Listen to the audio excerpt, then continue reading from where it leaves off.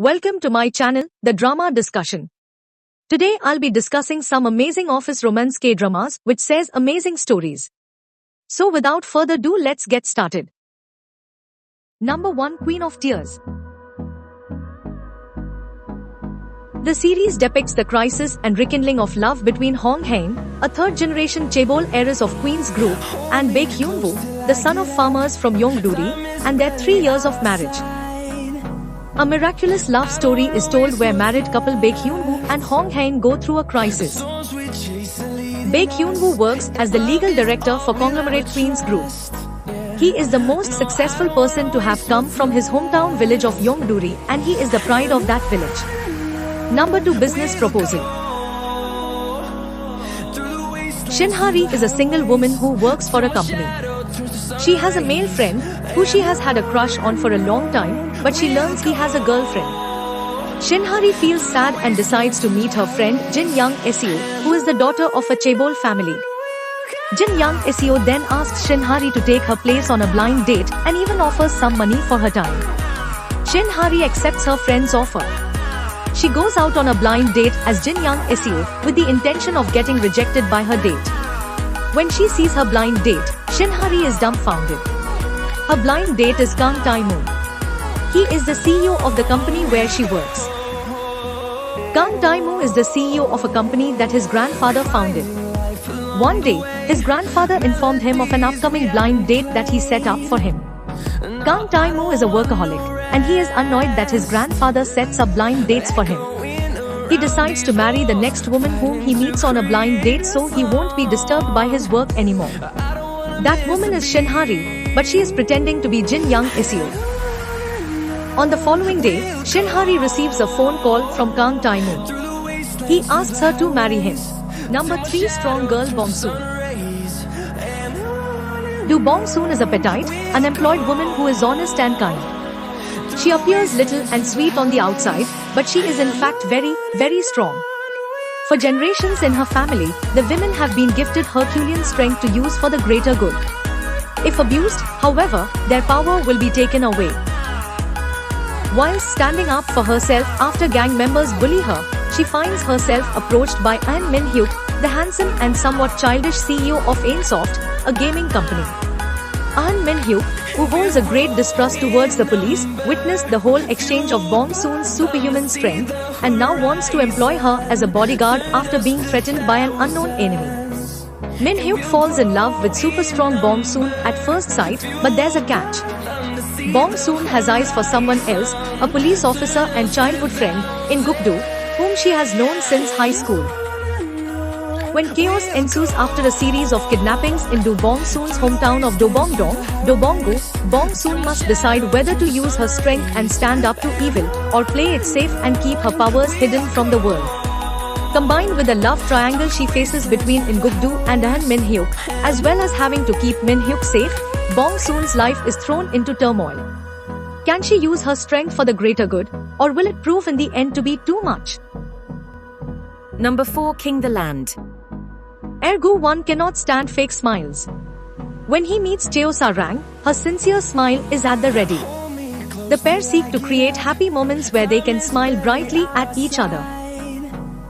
King of the Land is a VIP business launch, a paradise catering to wealthy hoteliers. It is owned by the King Group, with hotels, distribution companies, and an airline in its portfolio. Now Gu-won has been thrown into an inheritance tug-of-war. With his brilliant mind, innate grace, and captivating charm, he has everything but lacks common sense when dating. Cheo Sa-rang makes the world brighter with just her smile. She is thrilled to land a job at the King Hotel, where she had some of her happiest times as a child. She must now put those sweet memories away and mature quickly to face the frequent workplace prejudices and misunderstandings that come her way. Number 5, What's Wrong with Secretary Kim? The series revolves around the narcissistic Lee Young-joon, the vice president of a company run by his family. He is very self-absorbed and thinks highly of himself, so much that he barely acknowledges the people around him. Lee Young-joon has a capable and patient secretary Kim Mi-so who has remained by his side and worked diligently for 9 years without any romantic involvement. However, Mi So now wants to set her life and focus on herself, so when she decides to resign from her job, hilarious misunderstandings ensue. After 9 years of their strictly workplace relationship, can it now develop in something more? Number 6. Vincenzo. At the age of 8, Park Jo-hyung left for Italy after being adopted. Now an adult, he is known as Vincenzo Casano and employed by a mafia family as a consigliere. Due to warring mafia factions, he flies to South Korea where he gets involved with lawyer Hong Cha-young. She is the type of attorney who will do anything to win a case. Now back in his motherland, he gives an unrivaled conglomerate a taste of his own medicine, with a side of his own version of justice. Number 7. Hotel de Luna. Nestled deep in the heart of Seoul's thriving downtown sits a curious hotel, the like of which no one has ever seen before. Old beyond measure, the building has stood for millennia, an ever-present testament to the fact that things are not always what they seem. Running this hotel is Jang Man-wol, a greedy, suspicious soul who has spent the past 1,000 years acting as the establishment's CEO. Bound to the hotel by a deity who keeps her there to save her from going berserk and self-destructing with rage, hatred and thirst for revenge. Her only hope of escape is if she can let go of her resentment and hatred and find love. Trapped in her resentment for a betrayal, Man-wol is doomed to spend all of eternity running this odd establishment, catering to the needs of the most peculiar clientele. Things take an interesting turn when Gu Chan-suk shows up. Once the youngest assistant manager ever to work at a multinational hotel corporation, Chan-suk finds himself forced to manage the Hotel de Luna because of a deal his father made with Man-wol years ago. Excellent with managing money, he starts to put Jang's excessive spending and disastrous financial situation in order. That may be exactly what this odd establishment and its cursed CEO needs. Number 8. My Demon. Do Doo-hee is the successor of the future group. She doesn't trust in anyone and is cynical about love. Do Doo-hee gets involved with a demon named Jung Go-won and makes a contract marriage with him. He can live for eternity by making dangerous, but sweet deals with humans who endure hellish lives. But after looking down upon humans for 200 years, he gets involved with Do Doo-hee and somehow loses his power. To prevent his own extinction, he must protect Do Doo-hee who has taken all of his power. Number 9. Romance is a bonus book. Cha Yoon-ho is a successful and handsome writer who is also the youngest chief editor at a publishing company. He has a calm demeanor and remains reasonable at work. He then becomes involved in the life of his childhood friend, Kang Dan-yi, who was once a popular copywriter. She is now divorced, a single mother, unemployed and struggling in life though still attempts to find a job, but even with her once good career, she cannot. However, in a desperate attempt to find a job, she lies about her background and begins to work as a temporary worker in the same building under none other than Cha Yoon-ho. As they become involved in each other's life more than often, a love story begins to unfold. Number 10. Touch Your Heart. Oh Yoo-seo is a popular actress. She is famous for her beautiful appearance, but her acting is bad. She gets involved in a scandal with the son from a chaebol family. Her acting career declines precipitously. Oh Yoo-seo hears that a famous screenwriter wants her to play the lead female role for a drama series. The character works as a secretary for a lawyer. To gain experience for the role, Oh Yoo-seo is required to work as a lawyer's secretary for a few months. Meanwhile, Kwon Jung-rook is an attorney for a law firm.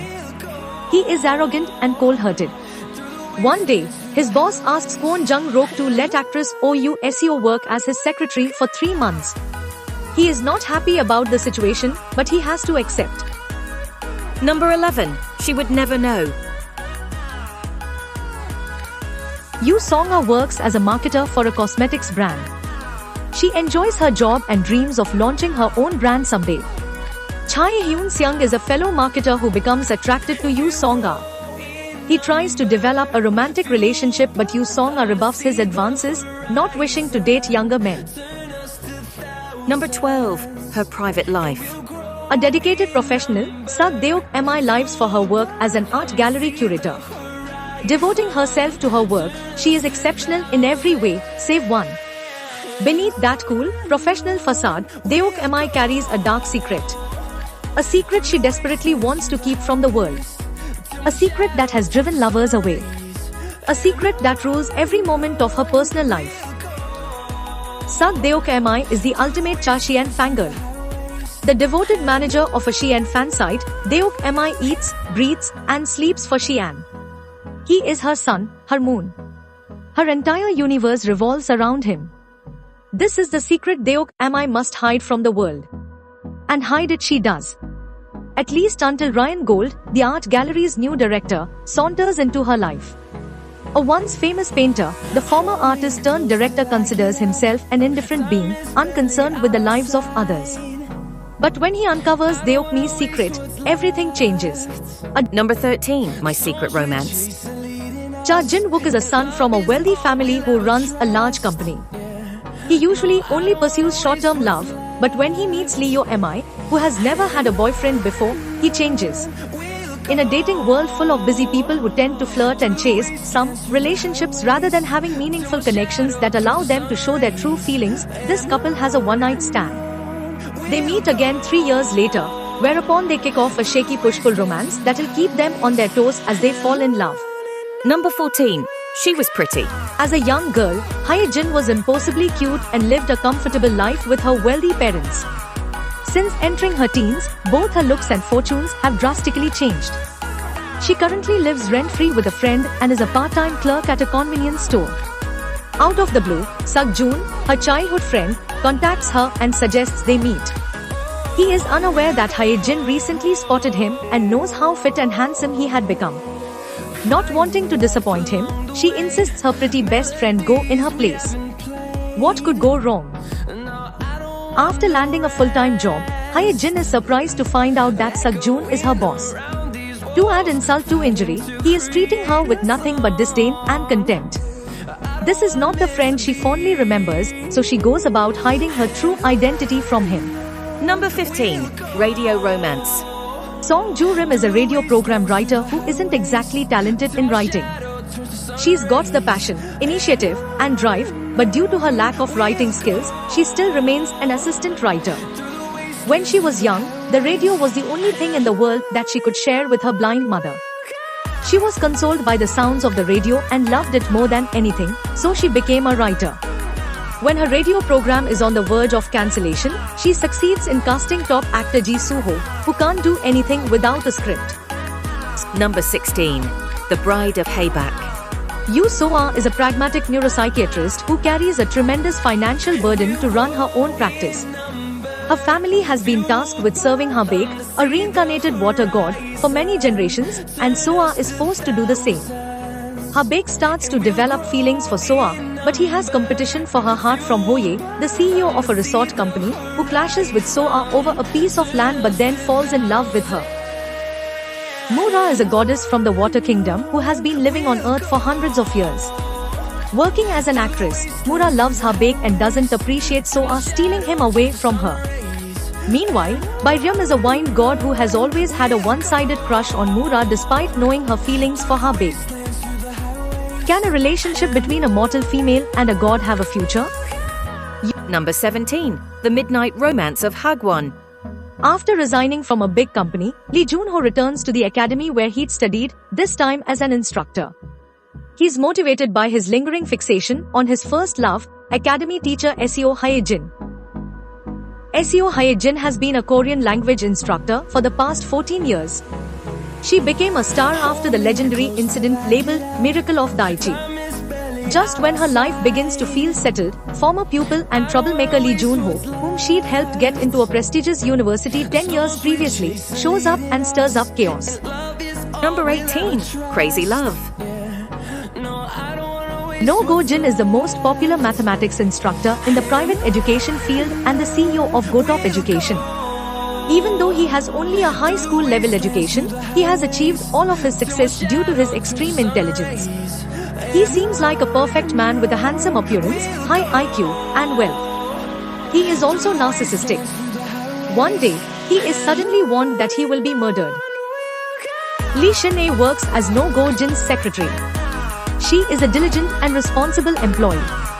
Due to her quiet and introverted personality, she has little presence with her boss No Go-jin and her colleagues at work. Her colleagues begin to recognize her because she has worked for the notorious No-Go Jin for more than 1 year. She then learns that she does not have much time left to live. Number 19. Suspicious partner. Noh Ji-wook is a brainiac prosecutor and Yoon Bong-hee is a rookie Justice Department intern who always seems to find herself in the most unfortunate and embarrassing situations. Bong-hee is falsely accused of murdering her ex-boyfriend, and Ji-wook gets demoted because he risks his career and reputation to save Bong-hee. Things get complicated as their careers and love lives get entangled, but one thing brings them together, catching the real culprit responsible for a series of murders before they run out of time and get themselves killed. Ji Yoon-hyuk used to be a good friend of Ji-wook, and their friendship used to be the strongest ever. During Yoon-hyuk's troubled childhood, Ji-wook used to feel like his only family. Number 20. Today's webtoon. Once a member of the national judo team, On Ma-yoon's entire life revolved around the sport. But when a tough match leaves her with a torn ankle ligament, she's forced to watch as all of her dreams of continuing in the sport crumble around her. With her career as a professional judoka now entirely over, Ma-yoon must find a way to pick herself up and move on. Without any sort of dream to drive her, Ma-yoon isn't really sure what to do next. Taking her first non-sports related job working in a webtoon editorial department, Ma-yoon finds it difficult to adjust. Unable to relate to her co-workers, Ma-yoon has trouble fitting in as her life as an athlete has left her a little rough around the edges. Beyond that, the work she's been assigned just isn't what she's used to. Struggling to adapt to her new life, Ma-yoon wonders if she'll ever find a way to be happy again. Fortunately, with the passing of time and a little help from her co-workers, Ko Joon-young and Seok Jin-hyun, Ma-yoon begins to find herself slowly settling into her new life. As the struggles in her life begin to dissipate, Ma-yoon finds herself reaching for a new dream. The only question is, will she have the strength she needs to turn that dream into a reality?